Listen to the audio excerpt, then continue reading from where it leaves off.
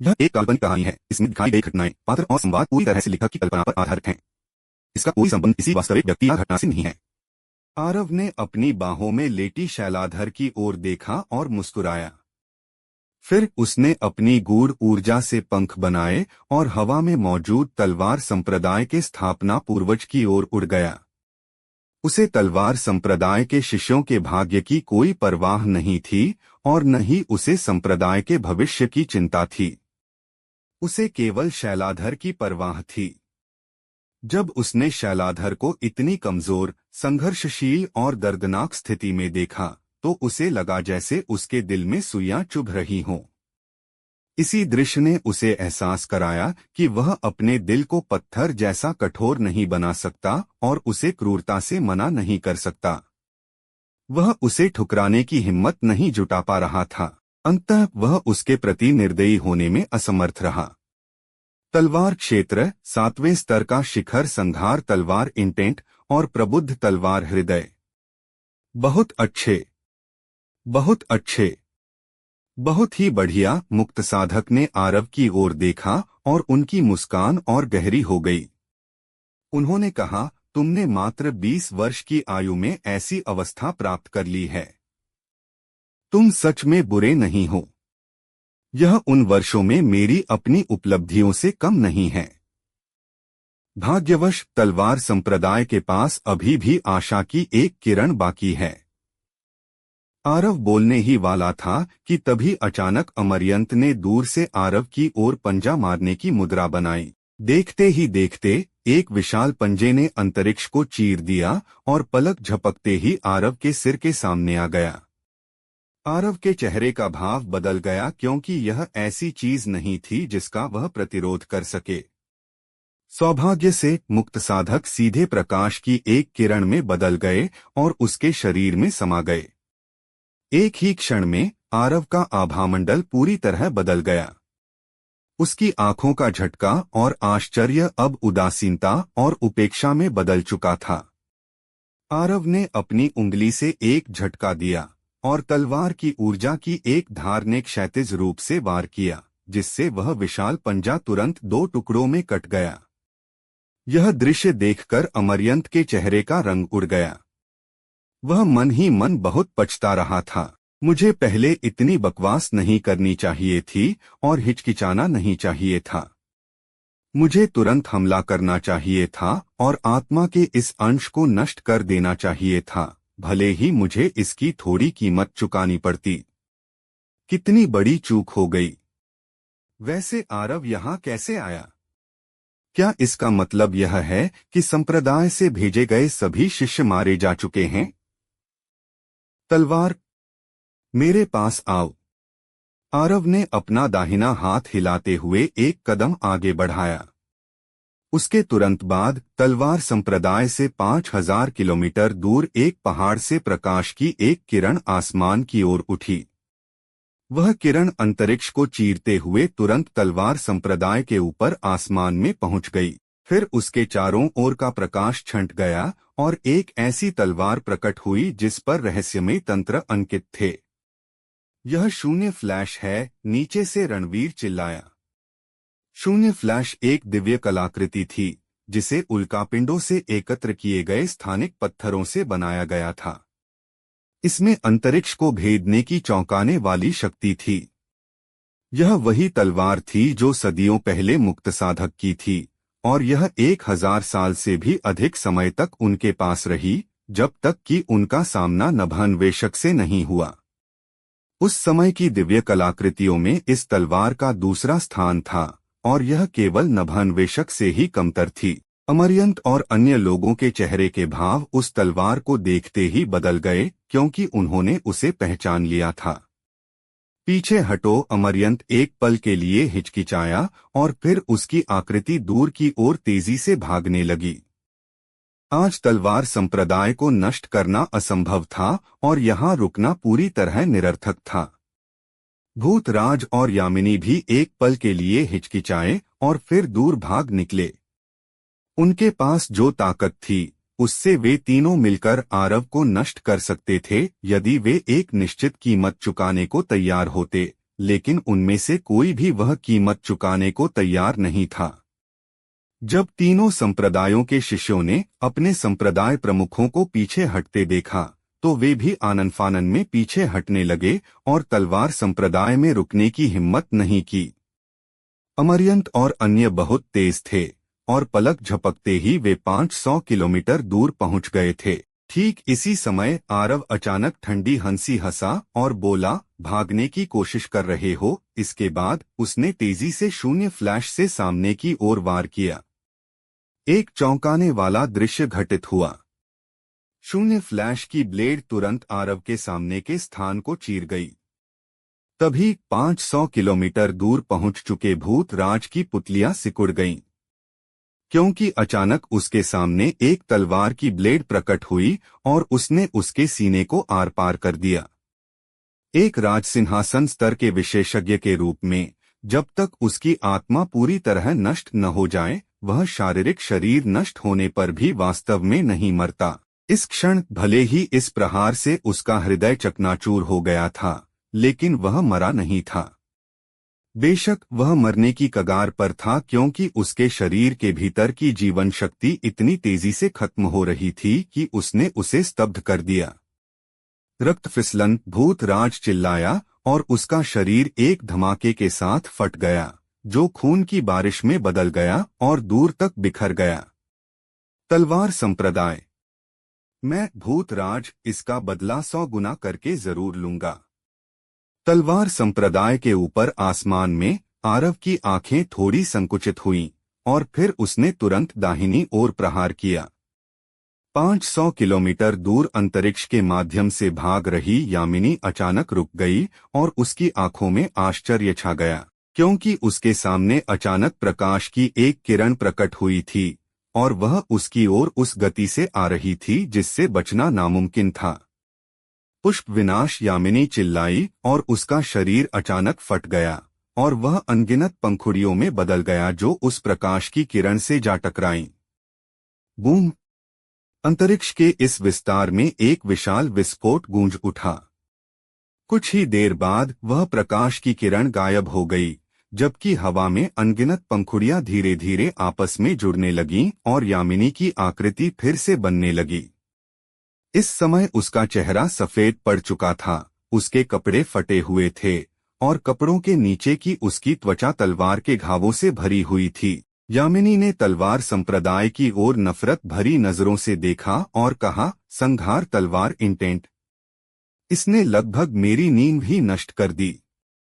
तुम कितने क्रूर हो मुक्त साधक। मैं यामिनी इसे याद रखूंगी और भविष्य में इसे 100 गुना जरूर लौटाऊंगी। इतना कहते ही उसने अपने सामने के अंतरिक्ष को फाड़ा, उसमें समा गई और तुरंत गायब हो गई। तलवार संप्रदाय के ऊपर आसमान में आरव ने अपनी भौहें सिकोड़ी और अपनी तलवार की पकड़ मजबूत की, जैसे कि वह फिर से हमला करना चाहता हो। हालांकि वह एक पल के लिए हिचकिचाया और अंत में विचार त्याग दिया। उसने धीमी आवाज में कहा, कितने अफसोस की बात है। काश इस बच्चे की साधना थोड़ी और ऊंची होती। यदि मैं दोबारा शून्य फ्लैश का उपयोग करता हूं तो इस बच्चे का शरीर निश्चित रूप से उसे सहन नहीं कर पाएगा। कितना अफसोस है। हर रात की कहानी, हर दिन का धमाका, सिर्फ स्टोरी हंगामा पर। तो अभी सब्सक्राइब करें और बेल आइकन दबाएं, क्योंकि अगली कहानी आप मिस ना कर पाए। ये शब्द कहते ही मुक्त साधक की आत्मा तुरंत आरव के शरीर से बाहर निकल गई और उसके सामने तैरने लगी। इस क्षण आरव के दिल में जो झटका लगा था उसे शब्दों में बयान नहीं किया जा सकता था। भले ही मुक्त साधक ने अभी उसके शरीर पर नियंत्रण कर लिया था, लेकिन उसकी चेतना पूरी तरह जागृत थी। मुक्त साधक ने अभी जो 2 हमले किए थे उनमें कम से कम 3 प्रकार के तलवार इंटेंट शामिल थे, और सबसे महत्वपूर्ण बात यह थी कि उनके हमले के तरीके ने अंतरिक्ष की बाधाओं को पूरी तरह नजरअंदाज कर दिया था। यह बिल्कुल उस बैंगनी मिंक की बैंगनी रोशनी के सरल संस्करण जैसा था। हाँ, और यह तलवार भी आरव ने अपने हाथ में मौजूद तलवार को देखने के लिए सिर झुकाया। फिर वह एक पल के लिए हिचकिचाया और उसे अपने सामने की जगह पर हल्के से चुभाया। आरव ने आश्चर्य से देखा कि तलवार वास्तव में अंतरिक्ष में घुस गई और फिर उसकी नोक और ब्लेड 30 मीटर से भी अधिक दूर दिखाई दिए।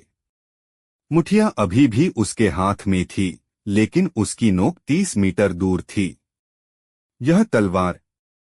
आरव ने थूक निगला और अपनी कलाई को थोड़ा घुमाकर तलवार को सूक्ष्म भंवर के भीतर रख दिया। इस पल के बाद से यह तलवार उसकी थी और कोई इसे उससे नहीं छीन सकता था। मुक्त साधक ने आरव की हरकतों पर ध्यान नहीं दिया और अपनी नजरें तलवार संप्रदाय के सदस्यों की ओर घुमाईं और कहा, इस क्षण से तलवार संप्रदाय के संप्रदाय प्रमुख का पद इस बच्चे द्वारा संभाला जाएगा और संप्रदाय में कोई भी उसके आदेशों की अवहेलना नहीं कर सकता। जो कोई भी उसकी आज्ञा मानने से इनकार करेगा, मैं उसे निश्चित रूप से मार डालूंगा। क्या आप में से किसी को कोई आपत्ति है? नीचे जमीन पर मौजूद तलवार संप्रदाय के सदस्य सन्न रह गए। आरव संप्रदाय प्रमुख बन गया है। अभी उसकी उम्र ही क्या है? इसके अलावा उसकी ताकत भी थोड़ी कम लगती है। आरव भी दंग रह गया। तलवार संप्रदाय का प्रमुख?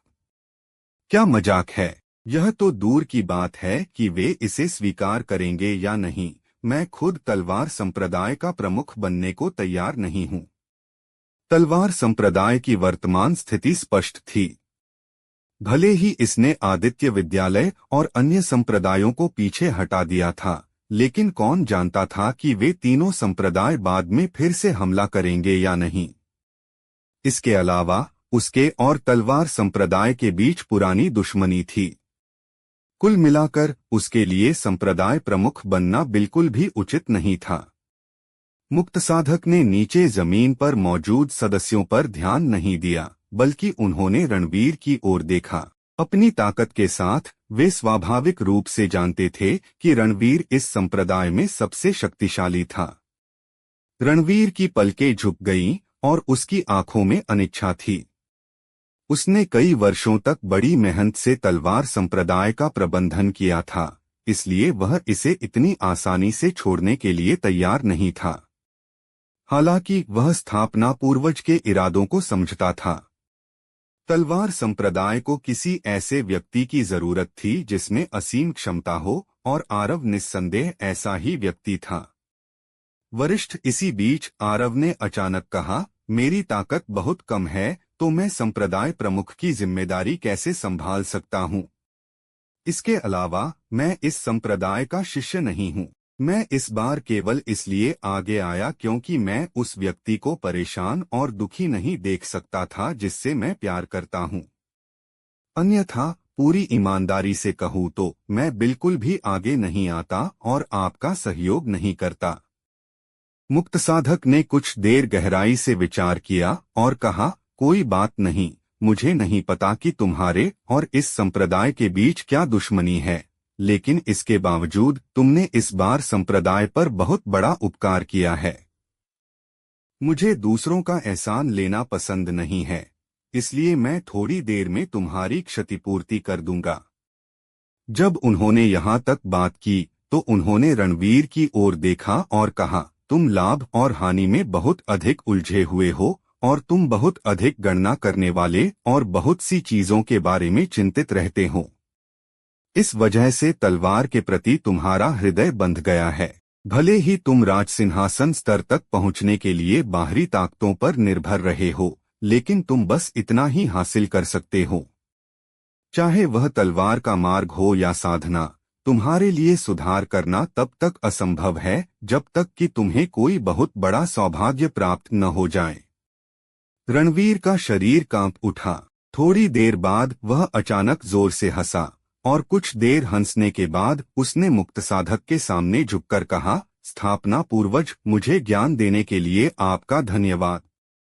जैसे ही उसने बोलना समाप्त किया, रणवीर संप्रदाय के शिष्यों की ओर मुड़ा और बोला, इस क्षण से शैलाधर संप्रदाय प्रमुख का पद संभालेंगी और पूरे संप्रदाय को उनका पूर्ण समर्थन करना होगा। दरअसल रणवीर मुक्त साधक के इरादों का पालन करते हुए आरव को प्रमुख बनाना चाहता था, लेकिन यह स्पष्ट रूप से असंभव था क्योंकि आरव ने साफ मना कर दिया था। हालांकि वह आरव और संप्रदाय के बीच के संबंधों को और बिगड़ने नहीं दे सकता था और इसे हल करने का एकमात्र तरीका शैलाधर को संप्रदाय प्रमुख बनाना था। एक बार जब शैलाधर प्रमुख बन गई तो क्या आरव संप्रदाय के मामलों से बाहर रह पाएगा या संप्रदाय का दुश्मन बना रह पाएगा? आरव के होठों के कोने फड़फड़ाए। क्या चाल चली है? अगर वह तलवार संप्रदाय की प्रमुख बन जाती है तो शायद मैं वास्तव में इसे अपना दुश्मन नहीं मान पाऊंगा, लेकिन अगर मैं इसे दूसरे नजरिए से सोचूं, अगर शैलाधर प्रमुख है तो क्या यह मेरे जैसा ही नहीं है?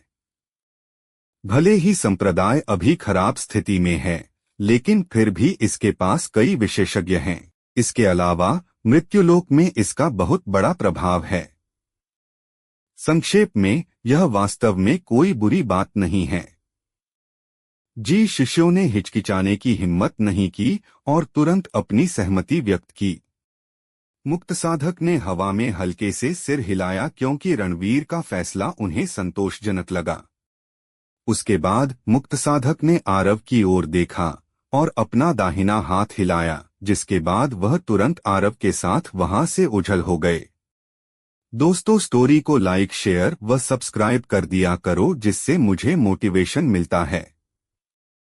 तलवार संप्रदाय के पीछे स्थित शीत समीर खाई में मुक्त साधक हवा में तैर रहे थे।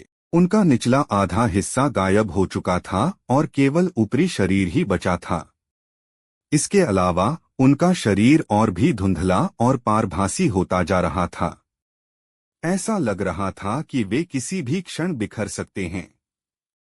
मुझे आशा है कि तुम मेरी ओर से तलवार संप्रदाय की रक्षा करोगे, मुक्त साधक ने बिना किसी दिखावे या छोटी मोटी बातों के सीधे अपनी बात रखी। आरव स्तब्ध रह गया और फिर उसने निर्णायक रूप से अपना सिर हिला दिया। मैं अभी केवल आत्मिक स्तर पर हूं, तो मेरे पास तलवार संप्रदाय की रक्षा करने की क्या क्षमता है? भले ही तलवार संप्रदाय को भारी नुकसान हुआ था, लेकिन एक दुबला ऊंट भी घोड़े से बड़ा होता है। तलवार संप्रदाय के पास अभी भी कई विशेषज्ञ थे और यहां तक कि एक राजसिंहासन स्तर का विशेषज्ञ भी था। इसलिए उसे तलवार संप्रदाय की रक्षा करने की कोई आवश्यकता ही नहीं थी। इसके अलावा यदि उसके पास क्षमता होती भी तो वह तलवार संप्रदाय की रक्षा क्यों करे? आखिरकार यदि शैलाधर न होती तो वह अमरयंत और अन्य लोगों के साथ मिलकर तलवार संप्रदाय को नष्ट करने में मदद करने के बारे में भी सोच सकता था। 6 महान शक्तियों के प्रति उसका अनुभव बेहद खराब था। मुक्त साधक ने अचानक कहा, क्या तुम जानते हो कि मैंने आत्मा के रूप में पहले कौन सी तलवार तकनीक का इस्तेमाल किया था? वह कौन सी तकनीक थी? आरव की पलकें फड़कने लगीं। वह उस हमले को लेकर बहुत उत्सुक था, क्योंकि उस हमले में गूढ़ ऊर्जा का एक अंश भी उपयोग नहीं किया गया था। फिर भी गूढ़ ऊर्जा के बिना एक तलवार सूत्र का उपयोग किया गया था। इसने आरव को हैरान और उलझन में डाल दिया था। मुक्त साधक मुस्कुराए और बोले, वह एक आत्मा तकनीक थी। सटीक रूप से कहूँ तो वह एक तलवार आत्मा तकनीक थी जो सार, भावना, ऊर्जा, आत्मिक ऊर्जा और मानसिक ऊर्जा से बनी थी। इसके अलावा यह भौतिक शरीर की परवाह नहीं करती। जब तक दुश्मन के पास आत्मा तकनीकों से बचाव के लिए कोई विशेष दिव्य कलाकृति न हो, तब तक वह तकनीक उच्च श्रेणी के दिव्य स्तर की कलाकृतियों की सुरक्षा को भी भेद सकती है। बेशक शर्त यह है कि आपकी तलवार आत्मा तकनीक पर्याप्त रूप से शक्तिशाली हो। एक तलवार आत्मा तकनीक, क्या यह नाजिन के त्रय मंत्र के समान नहीं है? आरव का मन ललचा गया। भौतिक सुरक्षा और दिव्य कलाकृतियों को दरकिनार करने की क्षमता ही उसे लुभाने के लिए पर्याप्त थी। जरा सोचिए, यदि वह उस सूक्ष्म भंवर के भीतर से निकली चौंकाने वाली तलवार का उपयोग करे और इस तलवार आत्मा तकनीक को लागू करे तो इसका प्रभाव क्या होगा? यदि वह अपने दुश्मन को चौंकाने में सफल रहा तो वह तुरंत एक आत्मोन्नति स्तर के साधक को भी नष्ट कर सकता था। आरव ने एक लंबी सांस ली और कहा, वरिष्ठ, आपकी शर्तें क्या हैं? मुक्त साधक की मुस्कान और गहरी हो गई। उन्होंने कहा, तुमने तलवार क्षेत्र और प्रबुद्ध तलवार हृदय को समझ लिया है और तुम्हारे पास संघार तलवार इंटेंट भी है, जो सभी तलवार इंटेंट में सबसे तीक्ष्ण और उग्र है। तुम्हारी प्राकृतिक प्रतिभा वास्तव में मेरी तुलना में कम नहीं है। दुर्भाग्य से तुम अब तक तलवार आत्मा को नहीं समझ पाए हो। बेशक शायद यह तुमसे बहुत अधिक अपेक्षा करना है। आखिरकार मैंने तलवार आत्मा को तभी समझा था जब मैं आत्मोन्नति स्तर के शिखर पर था। तलवार आत्मा आरव उलझन में था। वह क्या है? तलवार इंटेंट एक तलवार की भावना, ऊर्जा और सार के बराबर है और यह तलवार सूत्र और तलवार तकनीकों की शक्ति को कई गुना बढ़ाने में सक्षम है। तलवार आत्मा एक तलवार की आत्मा के समान है और यह तलवार और तलवार तकनीकों में जान फूंक देती है। सबसे महत्वपूर्ण बात यह है कि एक बार जब आप तलवार आत्मा पर पकड़ बना लेते हैं तो आप भावना, ऊर्जा, सार और इंटेंट का उपयोग करके उन चारों को एक भौतिक अवस्था में बदल सकते हैं और एक अन्य तकनीक का रूप दे सकते हैं। मुक्त साधक धीरे से बोले। आरव कड़वाहट से हंसा। तो तलवार मार्ग में वास्तव में इतने अलग अलग रास्ते हैं। ऐसा लगता है कि मुझे अभी तलवार मार्ग पर बहुत लंबा सफर तय करना है। मुक्त साधक ने अचानक कहा, मैं तुम्हें तलवार आत्मा को तेजी से समझने में मदद कर सकता हूँ। आरव प्रसन्न या उत्साहित नहीं हुआ।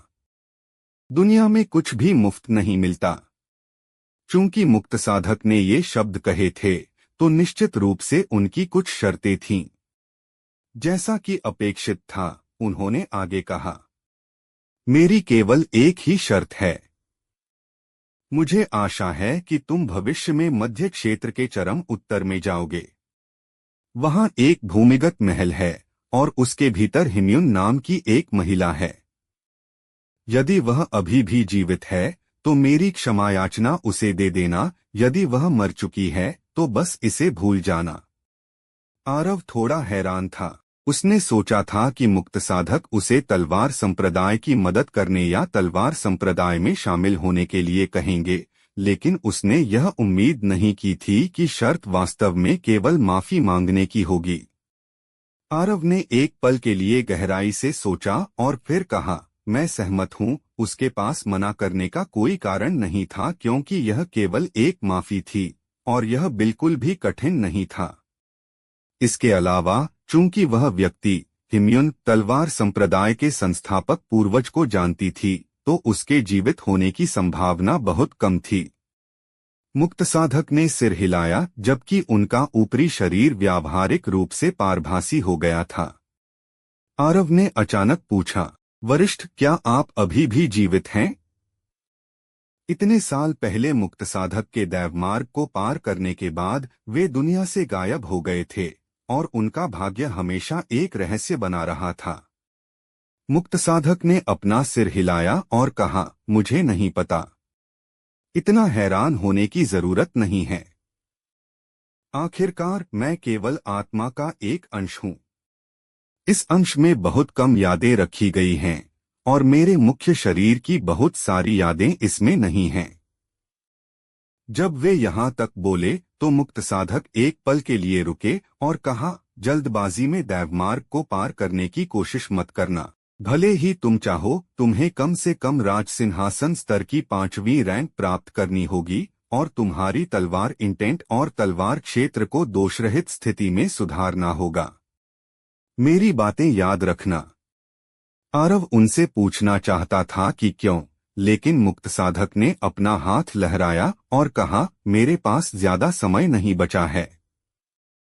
मैं बाद में आत्मा के इस अंश की चेतना को विसर्जित कर दूंगा और फिर तुम्हें मेरी आत्मा के इस अंश को निगलना होगा। इस अंश में तलवार आत्मा को समझने की विधि और कुछ तलवार तकनीकें हैं जिनका उपयोग मैंने उन वर्षों में किया था। इसके अलावा इसमें तलवार मार्ग के बारे में मेरी कुछ समझ और अनुभव भी शामिल हैं। यह तुम्हारे लिए उपयोगी होना चाहिए। जैसे ही उन्होंने अपनी बात पूरी की और इससे पहले कि आरव कोई उत्तर दे पाता, मुक्त साधक का ऊपरी शरीर अचानक सिकुड़ गया और प्रकाश के एक बिंदु में बदल गया और फिर वह सीधे आरव की भौहों के बीच के स्थान में प्रवेश कर गया। आरव का चेहरा तुरंत विकृत हो गया क्योंकि अनगिनत यादें उसके दिमाग में उमड़ पड़ी थीं और इसका प्रभाव अत्यंत भयानक था। इसके अलावा इसने सीधे मन पर प्रहार किया था। काफी समय बीत जाने के बाद आरव के चेहरे के भाव सामान्य हुए। उच्च स्तर की कई तलवार तकनीकों और तलवार मार्ग से संबंधित कुछ समझ और अनुभवों के अलावा मुक्त साधक की आत्मा के इस अंश में गूढ़ महाद्वीप से संबंधित कुछ यादें भी थीं। उदाहरण के लिए नाइन्थ नर्क में नेदर देव समाधि, युद्धदेव पर्वत, तलवार सम्राट पर्वत और विभिन्न अन्य स्थानों से संबंधित यादें थीं। बेशक सबसे महत्वपूर्ण बात यह थी कि इसमें तलवार आत्मा से संबंधित यादें थीं। पता चला कि तलवार आत्मा बिल्कुल तलवार इंटेंट की तरह थी। दोनों ही इंटेंट के रूप में थे, लेकिन अंतर यह था कि तलवार आत्मा की इंटेंट से बनी थी।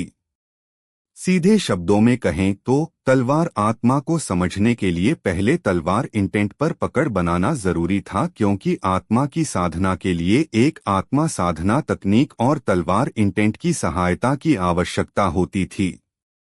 आत्मा साधना तकनीक मुक्त साधक की यादों में थी और उसके पास अपनी तलवार इंटेंट पहले से थी, तो अब केवल इसे साधने के लिए पर्याप्त समय खोजने की आवश्यकता थी।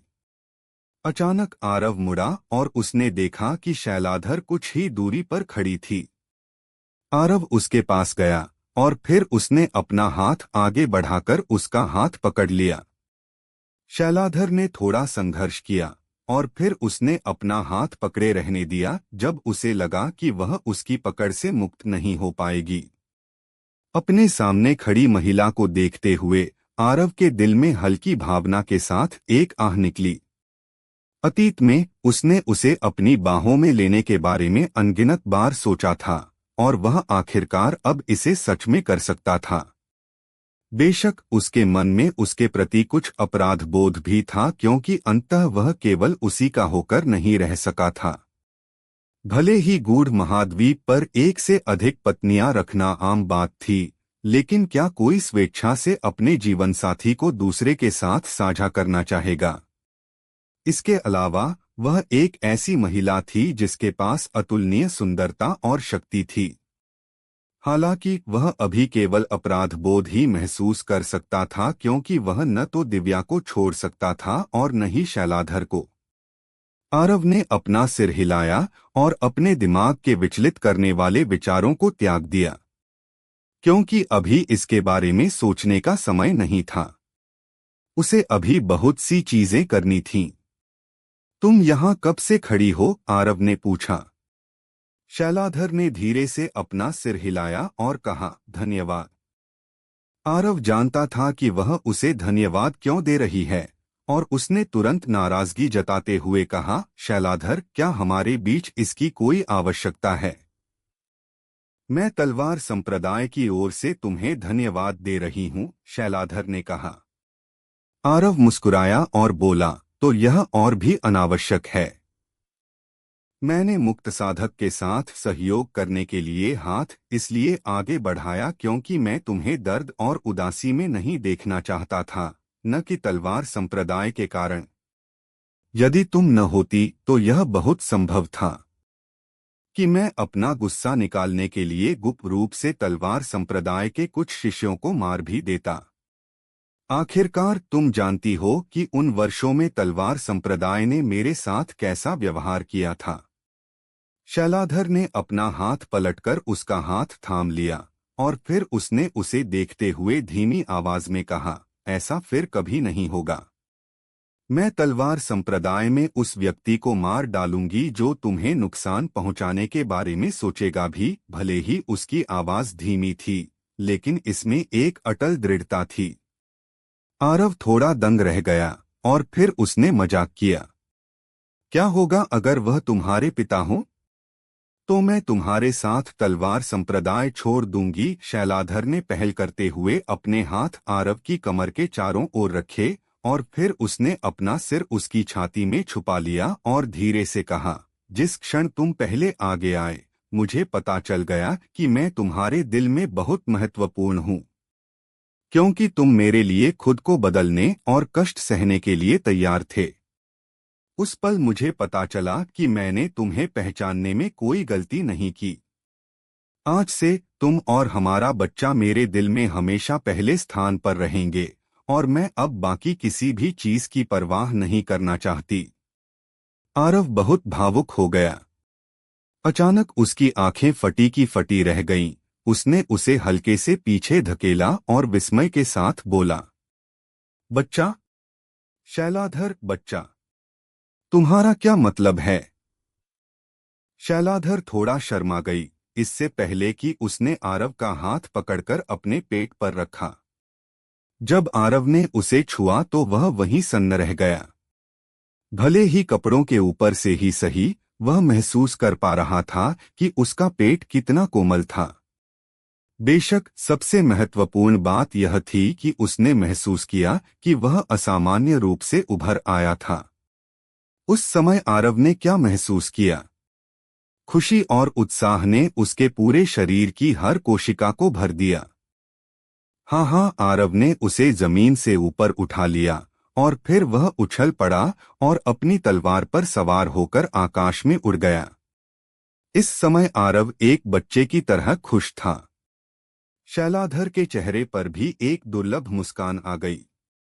थोड़ी देर बाद और आरव के उत्साह से उबरने के बाद वह जमीन पर उतरा और शैलाधर की कमर पकड़कर खुशी से बोला, शैलाधर, हमने वास्तव में सिर्फ एक बार में ही गर्भधारण कर लिया।